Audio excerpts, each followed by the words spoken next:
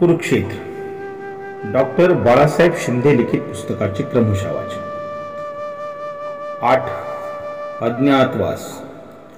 अनेक अडचणीवर मात करीत पांडवांची वनवासातील 12 वर्ष संपत आली.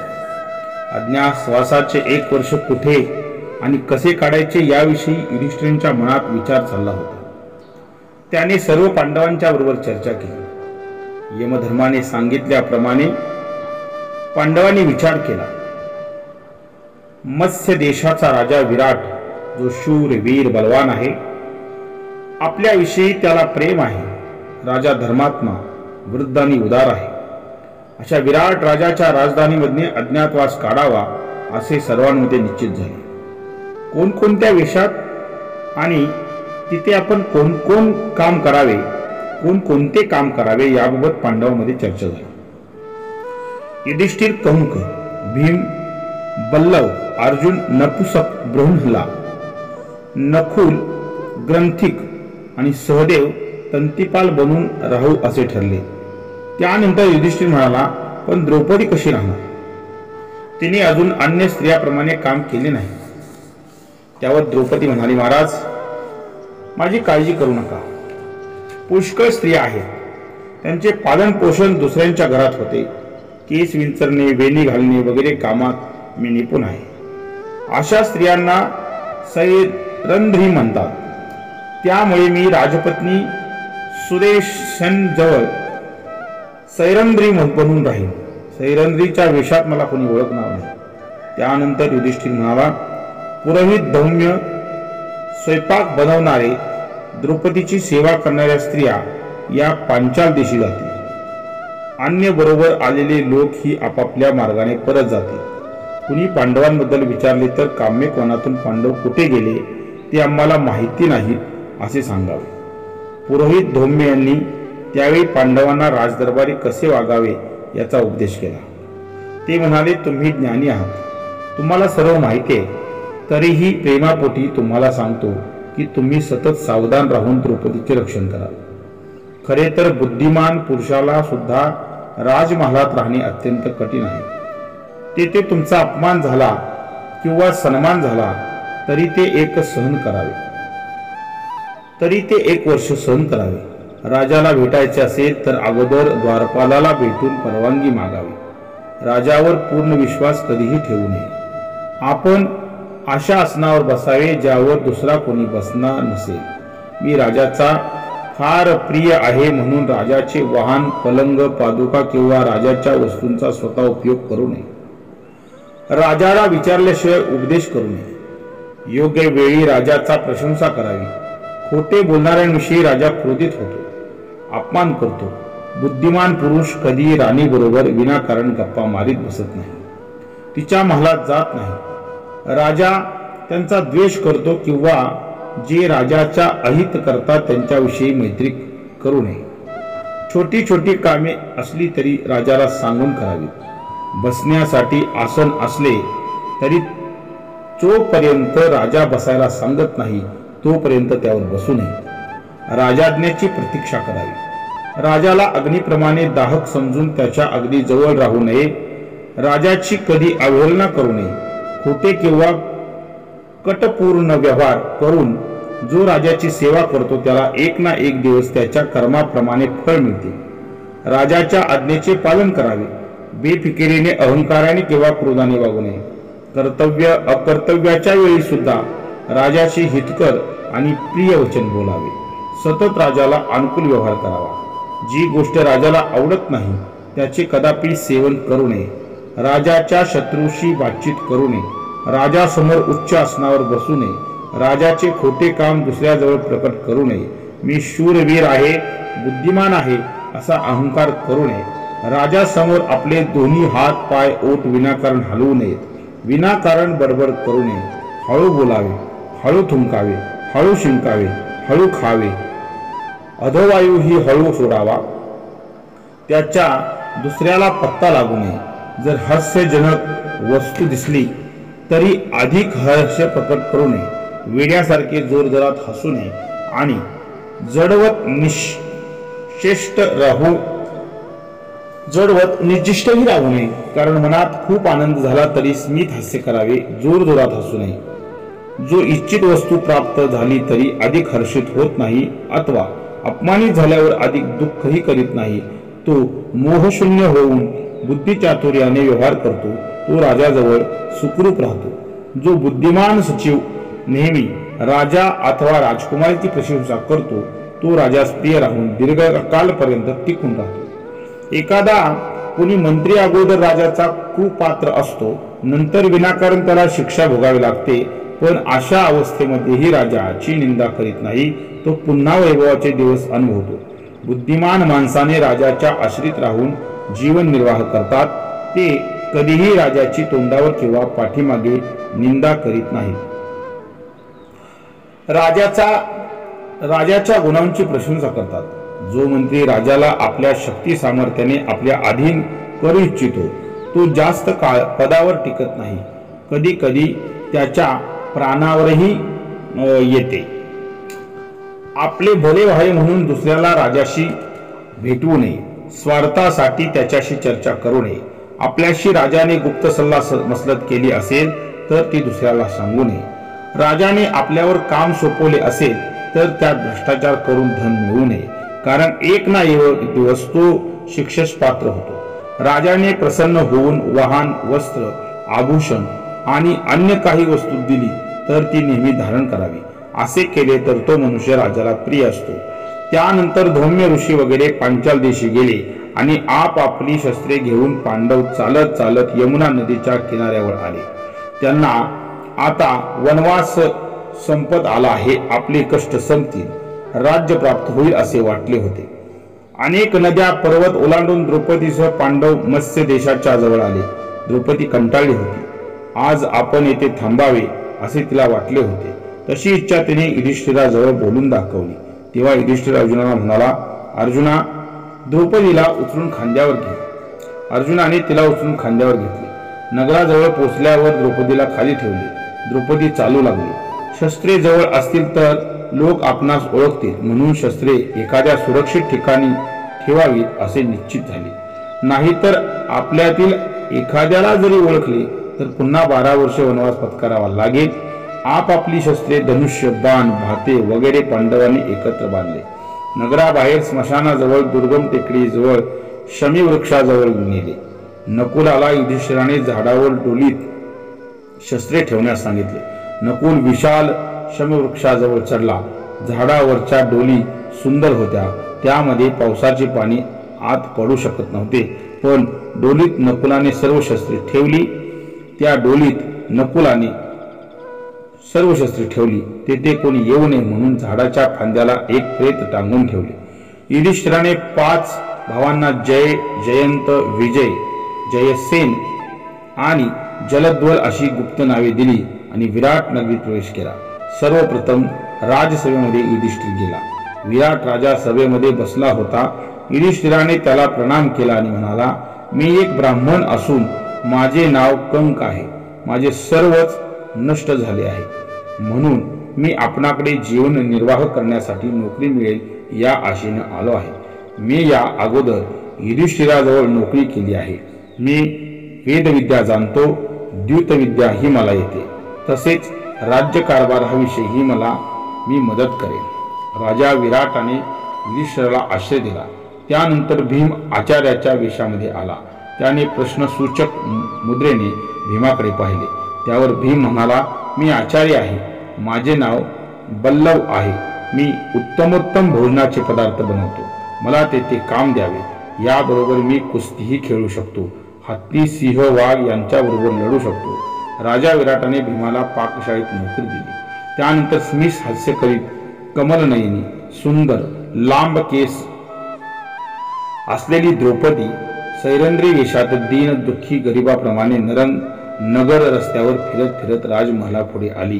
तिला पाहून काही स्त्रिया तिच्या जवळ येऊन पाहू लागल्या. विचारू लागल्या की तू कोण आहेस, तुला काय हवे आहे. त्यावर द्रौपदी म्हणाली, मी सैरंद्री आहे, मला नोकरीची गरज आहे. त्याच वेळी विराट पत्नी दुःशेना आपल्या महालाच्या गवाकक्षामध्ये उभी राहून नगराची शोभा पाहत होती. तिने द्रौपदीला पाहिले. तिने तिला महालात बोलावले. इतकी सुंदर तू कोण आहेस? तिला प्रश्न विचारला. त्यावर द्रौपदी म्हणाली, मी सैरेंद्री आहे. मला इथे नोकरी मिळेल या आशेने आली आहे. सुदेशना म्हणाली, तू इतकी सुंदर आहेस, तू दासी असणे शक्यच नाही. तू यक्षी किंवा देव असशील, गंधर्व कन्या किंवा अप्सरा असशील, देवकन्या किंवा नागकन्या असशील. त्यावर द्रौपदी म्हणाली, मी खरोखरच सैरेंद्री आहे.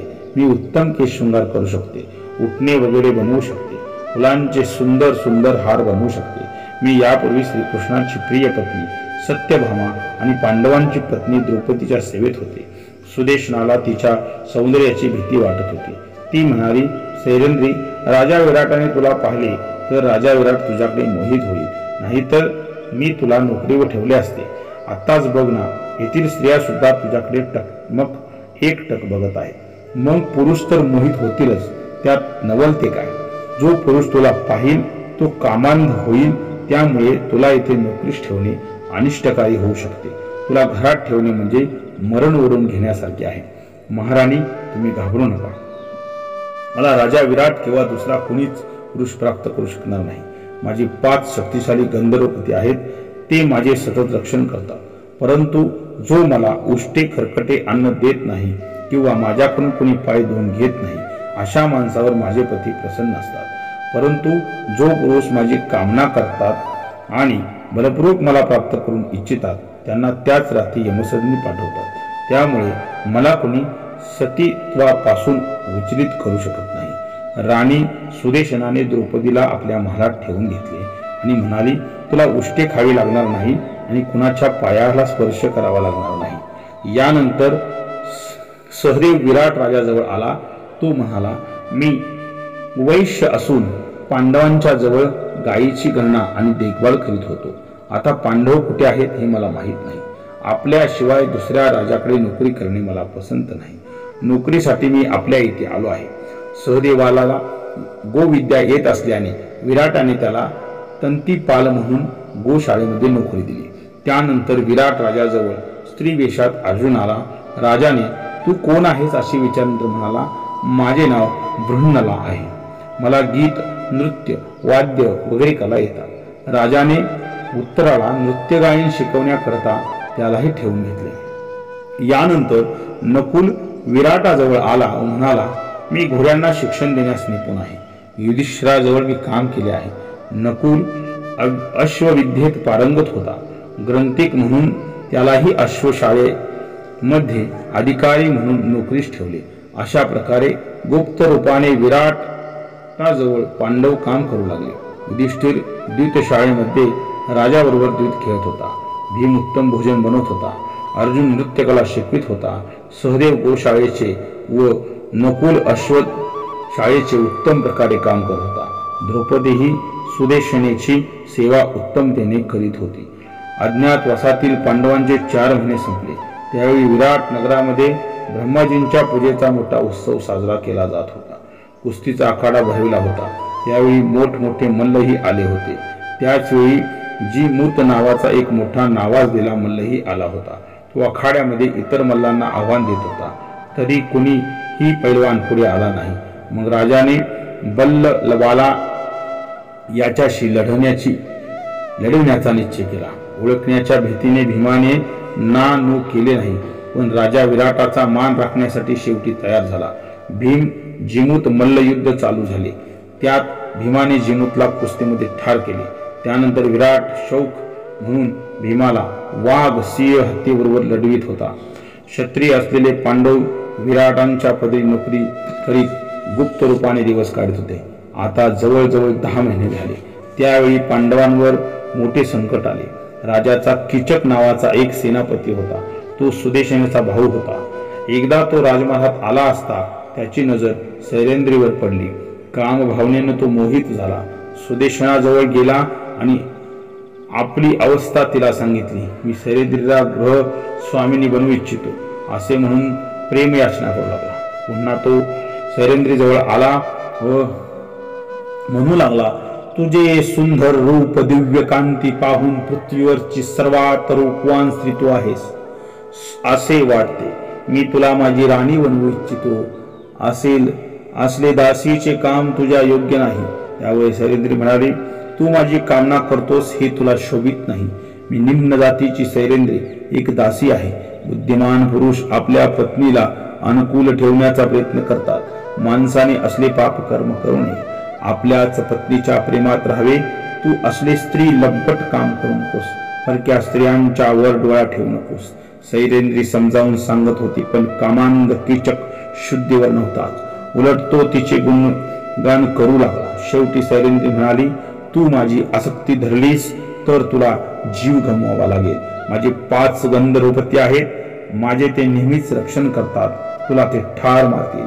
त्यानंतर कामातुर कीचक सुदेशन जवळ गेला आणि म्हणाला, महाराणी, तू आता काहीतरी उपाय कर. अरे राजा विराट ही सैरेंद्रीला पाहून मोहित झाले होते, पण मी त्यांना समजावले. सुदेशना म्हणाली, काही असले तरी तू उत्सवाच्या वेळी तिला मदिरा आणण्याच्या बहाण्याने माझ्याकडे पाठव. शेवटी सुदेशने म्हटले, मी तिला तुझ्याकडे पाठवेन. एकांतात तू तिला वश करून घे. कीचक खुश होऊन घरी गेला. उत्सवाच्या वेळी कीचकाने सुदेशनाला भोजनाचे निमंत्रण पाठवले. तो अगदी उतावीळ झाला होता.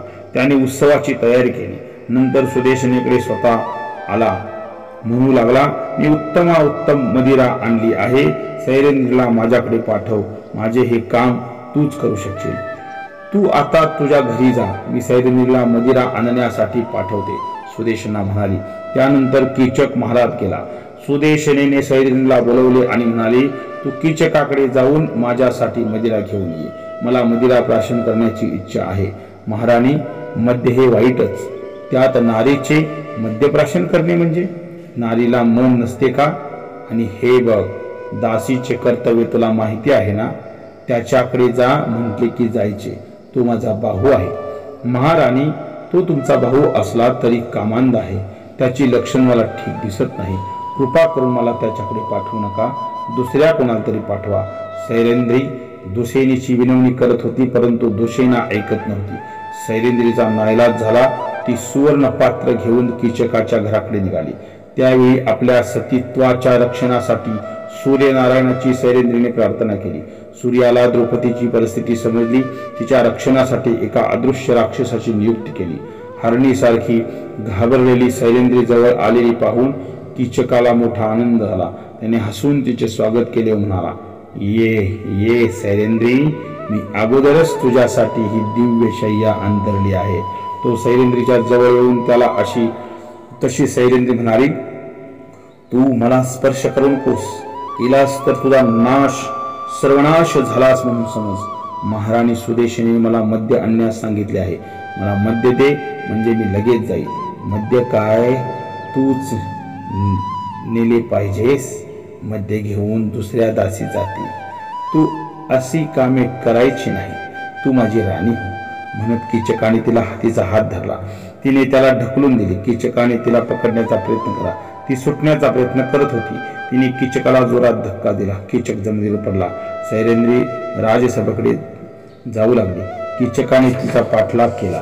राजासमोर भर सभेत तिने तिचे केस ओढून तिला धरणेवर पाडली व तिचा हात तिला लात मारली. त्यावेळी अदृश्य राक्षसाने कीचकाला धरून दूर फेकून दिले.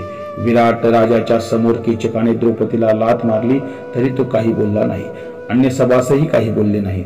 युधिष्ठिर, भीम तेथे होते, तेही काही बोलले नाहीत. सैरेंद्रीच्या तोंडातून रक्त येत होते. सभेतील लोकांनी कीचकाची निंदा केली. भीम आणि युधिष्ठिर त्या सभेत बसले होते. भीम सैरेंद्रीचा अपमान सहन करू शकत नव्हता. त्याचे डोळे रागाने लाल झाले. तो दात ओठ खाऊ लागला. मुठी आवळू लागला. जवळ असलेल्या झाडाकडे पाहू लागला.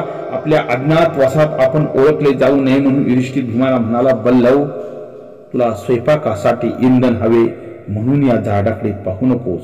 तू बाहेर जाऊन लाकडे घेऊन ये.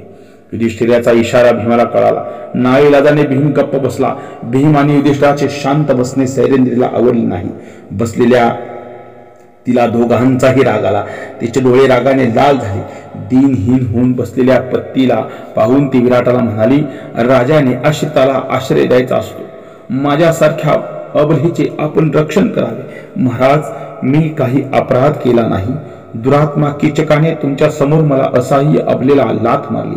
मला त्या पापी कीचकापासून वाचवा. सैरेंद्री इतके बोलली तरी विराट काही करू शकला नव्हता. जो फक्त नावालाच राजा होता तो काय करणार आणि काय बोलणार? कीचकाला सैरेंद्रीने भले भुरे म्हटले, फटकारले. तेव्हा विराट म्हणाला, सैरेंद्री, आमच्या अपरोक्ष तुमच्या दोघांचे काय भांडण झाले हे मला माहीत नाही. खरी काय परिस्थिती आहे हे जाणल्याशिवाय मी कसा काय न्याय देणार? सभासदांनी सैरेंद्रीची प्रशंसा केली, कीचकाची निंदा केली. युधिष्ठिराने सैरेंद्रीची समजूत घातली, तिला तेथून जाण्यास सांगितले. सैरेंद्रीला त्यावेळी खूप राग आला. द्युत सक्त युधिष्ठिराला ती रागाने बोलली. त्यावेळी युधिष्ठिर म्हणाला, सैरेंद्री, तू आता इथे थांबू नको. सुदेशनेच्या महालात जा. पती प्रेम असणाऱ्या स्त्रिया दुःख सहन करतात. तुझे गंधर्वपती आत्ताच प्रकट होऊ शकत नाहीत, म्हणून ते तुझी सहाय्यता करायला येऊ शकत नाहीत. तू आता क्रोध न करता जा. कुमार अवस्थेमध्ये पिता, युवा अवस्थेमध्ये पती आणि वृद्धावस्थेमध्ये पुत्र नारीचे रक्षण करतो. तुझे गंधर्वपती हे तुझे रक्षण करतील. एवढे युधिष्ठिर बोलला तरी द्रौपदी तेथेच उभी होती. ते पाहून युधिष्ठिर म्हणाला, तू ही वेळ ओळखत नाहीस. तुझे गंधर्वपती यावेळी प्रकट झाले तर काय अनर्थ होईल? तू दुःख करतेस, रडतेस हे आम्हाला कळते, पण तू आता जा. तुझे गंधर्वपती तुझे कल्याण करतील. कीचकाला मारून तुझे दुःख दूर करतील. त्याचा मोठा भाऊ जुगारी आहे. त्या गंधर्वासाठी मी धर्मपरायण राहीन, असे म्हणून सैरेंद्री दुशेनेकडे गेली. सैरेंद्रीला पाहून दुशेने विचारले, सैरेंद्री, तुला कुणी मारले का? तू का रडते आहे? सैरेंद्री हुंदके देत म्हणत होती, महाराणी, आपण सगळे जाणत असूनही मला का विचारता? स्वतः तुम्हीच मला तुमच्या भावाकडे पाठवले आणि काय झाले म्हणून मला विचारता. सगळे समजून न समजल्यासारखे का करता? तरी सुद्धा सांगते, तुमच्यासाठी मदिरा आणण्यासाठी कीचकाकडे गेले होते. कामांध दुराचारी कीचकाने आपल्या स्वभावानुसार व्यवहार केला. मी बचावासाठी पळत राजसभेकडे गेले. त्या पापी कीचकाने माझा पाठलाग केला. त्याने मला महाराजांसमोर लाथ मारली. दुशेना म्हणाली, तुझी इच्छा असेल तर मी त्याला ठार मारून टाकायला लावेन. तुम्ही कशाला मारायला हवे? माझा ज्याने अपमान केला त्याला माझे गंधर्वपतीच ठार मारतील. विराटांच्या महालात राहणारे सर्व पांडव सैरेंद्रीच्या दुरावस्था पाहून क्रोधित झाले, दुःखी झाले, पण ते काळाची प्रतीक्षा करत होते. आत्ताच प्रकट झालो तर पुन्हा 12 वर्षे वनवास भोगावा लागेल. परंतु सैरेंद्री मात्र कीचकाच्या वधाचा विचार करीत बसली होती. काय करावे, कुठे जायचे, कोण त्याचा वध करी, असा विचार करता करता तिला वाटले, अशा अवस्थेत फक्त भीमच कीचकाचा वध करू शकेल. सैरेंद्री भीमाच्या कक्षाकडे निघाली. पाकशाळेत गेली. भीम झोपला होता. भीमाला हलकेच उठवून म्हणाली, माझा भर सभेत अपमान पुन्हा अपमान झाला तरी तुम्ही झोप कशी घेता? वीर पुरुषाच्या पुढे त्याच्या पत्नीला लाथेने मारावे हे तुम्हाला सहन कसे होते? त्या कीचकाला ठार करायलाच हवे. भीम हळू आवाजात म्हणाला, तुझे काय म्हणणे असेल ते थोडक्यात सांग आणि तुझ्या शयनकक्षात जा, नाहीतर लोकांना विनाकारण शंका येईल. सैरेंद्रीच्या डोळ्यातून अश्रुधारा वाहू लागल्या. तोंड जमिनीकडे केले. क्षणभर ती काहीच बोलली नाही. पुढे म्हणाली, 5 पती असून मी अनाथ आहे. तुम्ही माझे दुःख जाणूनही मला म्हणता तुझे म्हणणे थोडक्यात सांग. तुम्ही माझे दुःख जाणूनही मला तुम्ही म्हणता थोडक्यात सांग. भरसभेत दुःशासनाने केलेला अपमान मी अजून विसरले नाही. जयत्राने केलेल्या अपमानाची जखम अजून ओली आहे. 5 पती असून ही वनवासामध्ये जंगलातून काट्याकुट्यातून मला भरकटावे लागले. आता तर विराट नगरीत सुदेशनेची सेविका बनली आहे.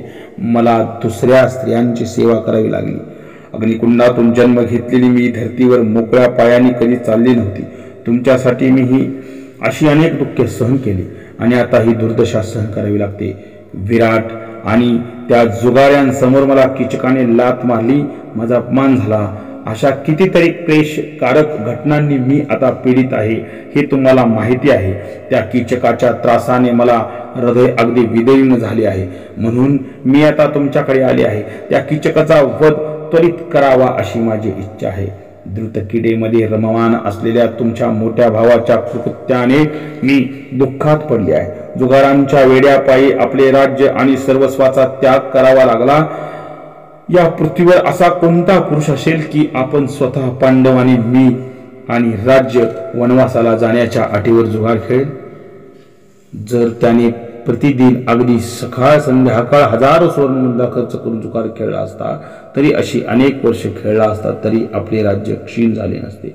जुगाराच्या आसक्तीमुळे राज्य गमवावे लागले आणि आता त्याच्या समोर पत्नीचा अपमान झाला तरी गप्प बसतो. तपस्या आणि वेद ज्ञानांनी संपन्न ऋषीमुनी युधिष्ठिराच्या राज्यपेठ बसले होते.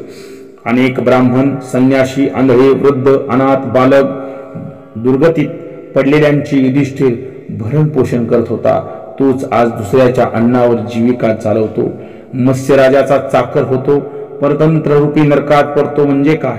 इंद्रप्रस्थामध्ये असताना अनेक राजा महाराजांच्या अधीन होतो, तोच आज दुसऱ्याच्या अधीन होऊन विवश झाला आहे. अशा अवस्थेत युधिष्ठिराला पाहताना माझा क्रोध वाढतो, दुःख होते. अनाथासारखी पीडित होऊन शोक सागरात मी बुडाली आहे. तुम्हाला माझे दुःख दिसत नाही का? युधिष्ठिरासह तुम्ही सर्व पांडव माझ्यासाठी महान आहात, पण दुःखाने व्यतीत झालेली मी अशी म्हणते आहे. मला दोष देऊ नका. आपणास बल्लव आचार्य म्हटले तरी मला दुःख होते. तुम्ही हत्ती, रेडे, वाघ, सिंह यांच्याबरोबर लढत होता. त्यावेळी अन्य स्त्रिया हसत होत्या, परंतु त्यावेळी माझे हृदय व्याकुळ होत होते. माझी व्याकुळता पाहून सुदेशिनीला अन्य स्त्रिया म्हणत होत्या, एका महालात बरोबर राहिल्यामुळे बल्लव आणि शैलेंद्रमध्ये प्रेमभाव उत्पन्न झालेला दिसतो. कारण पशुबरोबर बल्लव लढतो तेव्हा शैलेंद्री शोक सागरात बुडते. शैलेंद्रीचे रूप उत्तम आहे, बल्लवही पराक्रमी आणि सुंदर आहे. ही जोडी चांगली वाटते. अर्जुन नपुसक बनून बांगड्या घालतो, स्त्रियामध्ये नाचतो, गीत गातो, हे पाहून मला दुःख होते. जुगाऱ्यामुळेच हे सारे झाले. मला ही राजमहालात शैलेंद्रीचा वेश धारण करून सुदेशनेच्या स्नानाच्या वस्तू गोळा कराव्या लागतात. माता कुंती सोडून अन्य कुणासाठीही उठणे वाटले नाही, पण आता दुसऱ्यासाठी चंदन घासून घासून वर्षभरात माझ्या हाताला घट्टे पडले आहेत. शैलेंद्रीने भीमाला आपले हात दाखवले. भीमालाही वाईट वाटले. शैलेंद्री पुढे म्हणाली, हे काम करताना मला वाटते की विराट काय म्हणेल, उठणे चांगले झाले की नाही, आणि विराटही फक्त माझ्याकडून उठणे वाटून घेतो, इतरांकडून नाही. माझ्या बरोबर आलेले संकट पांचाल आणि पांडवांसाठी अपमानजनक आहे. मला तर वाटते लहानपणी मी परमेश्वराचा काही अपराध केला असावा, म्हणूनच मला हे दुःख भोगावे लागते आहे. शैलेंद्री, तुझे दुःख मला कळते आहे. मी त्या कीचकाचा वध करतो, पण तू थोडे दिवस थांब. वर्ष पूर्ण व्हायला थोडे दिवस राहिले आहेत. 13वे वर्ष संपताच तू राणी बनशील. भीम म्हणाला, तुम्ही 13 वर्षाची वाट पाहत बसाल तर तोपर्यंत मी जिवंत राहणार नाही. युधिष्ठिर, आणि तुमच्या समोर मला कीचकाने लात मारली. या अगोदर तुम्ही जटासुराकडूनही माझे रक्षण केले, जयद्रथाला परास्त केले. आता माझा अपमान करणाऱ्या कीचकाला ठार मारा, नाही तर उद्या मी सूर्योदय होताच विष प्राशन करेन. असे म्हणून शैलेंद्री भीमाच्या वक्षस्थळावर डोके टेकवून रडू लागले. ठीक आहे, तू म्हणतेस तसे मी करीन. कीचकाला त्याच्या बाहुबंदांसह मारून टाकतो. तू दुःख शोक विसरून जा. उद्या तू कीचकाबरोबर प्रेमाचे नाटक कर. रात्री त्याला भेटण्यासाठी नृत्य शाळेत बोलाव. हे करताना तो कुणालाही दिसू नये. मी रात्री अगोदरच नृत्यशाळेत जाऊन झोपण्याचे सोंग घेतो आणि तो आल्याबरोबर त्याला समाचार घेतो. दुसऱ्या दिवशी कीचक उठला, राजमहालात शैलेंद्रीकडे आला. आपले गुणगौरव स्वतःच करू लागला. म्हणू लागला, मत्स्य देशाचा खरा राजा मीच आहे. राजा विराट फक्त नावाचा राजा आहे. मला विरोध करण्याची येथे कुणातही हिंमत नाही. तू माझा स्वीकार कर, मग मी तुझा दास बनेन. महाराज, तुम्ही म्हणता ते मला पटेले आहे. तुम्ही म्हणता तसे करण्यास मी तयार आहे. पण माझी एक अट आहे. आपली भेट ही फक्त माझ्यात आणि तुमच्यात राहिली पाहिजे. तुमच्या मित्र किंवा भाऊबंदाला कळू नये. अत्यंत गोपनीयता पाळणार असाल तरच मी रात्री अंधार पडल्यावर नृत्यशाळेत या. मी तेथे वाट पाहत बसेन. अंधार असल्याने तिथे कोणीच असणार नाही. ते ठिकाण माझ्या गंधर्व पतींनाही माहिती नाही. कीचकाला मोठा आनंद झाला. शैलेंद्रीच्या शब्दावर त्याने विश्वास ठेवला व त्याने रात्री येण्यास होकार दिला. रात्री भेटण्यासाठी तो व्याकुळ झाला. रात्र कधी होते असे त्याला झाले. तो दिवस त्याला वर्षासारखा वाटला. रात्र झाली. कीचक स्वतःला दागिने कपड्या लथ्यांनी सजवू लागला. ठरल्याप्रमाणे अंधारामध्ये वस्त्रालंकाराने सजून कीचक नृत्यशाळेत आला. सगळीकडे अंधार दाटला होता. अंदाजाने पंगाजवळ गेला, हाताने चापसून बघू लागला. त्यावेळी भीमसेनेच्या अपमानामुळे